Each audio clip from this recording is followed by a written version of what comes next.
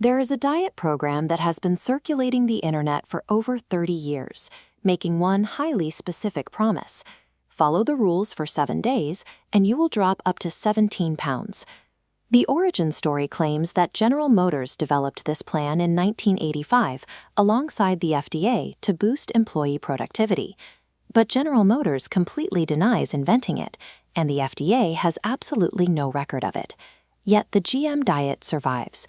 It thrives because it guarantees rapid, immediate weight loss, an irresistible hook for anyone tired of slow dietary progress and plateauing scales.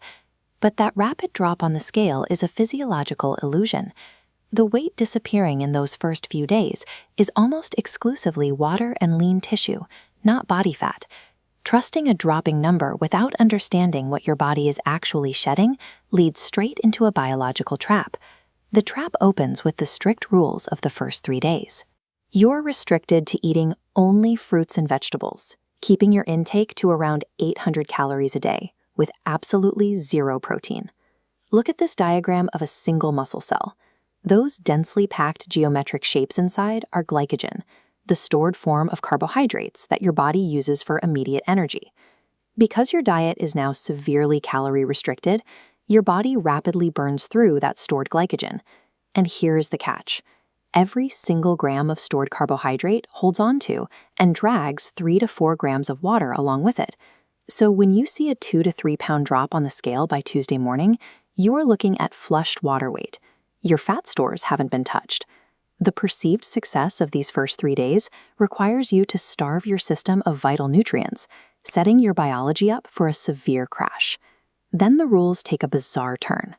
On day 4, you are forced to consume up to 10 bananas and several glasses of milk, before abruptly shifting to heavy meat and tomatoes on days 5 and 6.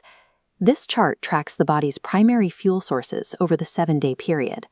By day 3, having gone 72 hours without adequate dietary protein, the line representing muscle tissue spikes upward. The starving body begins cannibalizing its own lean mass. That sudden influx of bananas on day 4 floods the system with sugar. This triggers a massive insulin spike, leaving you with severe bloating and intense cravings. By day 5, introducing zero-carb meat is supposed to force your body into ketosis, a state where you burn fat for fuel. But the lingering fruit sugars from the previous 4 days actively block this process from fully starting. By the end of day 6, the extreme rules have actively destroyed your active metabolic tissue, while simultaneously preventing clean, efficient fat loss. Day 7 arrives, and the diet suddenly reintroduces carbohydrates through brown rice and fruit juice. This influx of carbs immediately refills those empty glycogen stores. As the glycogen returns, the water weight returns with it, causing an overnight regain on the scale. Let's examine the hard data using this stacked bar chart of an average 8-pound weight loss on the GM diet. Look at the segmentation. 4 pounds is entirely water, 2 pounds is cannibalized muscle, and only 2 pounds is actual fat loss. You are sacrificing your lean, calorie-burning muscle mass for a nearly insignificant reduction in body fat. Surviving the grueling 7-day timeline doesn't leave you healthier. It leaves you with a worse overall body composition than the day you started. On day 8, when regular eating resumes, the inevitable weight regain begins. This happens due to a biological certainty, not a lack of personal willpower.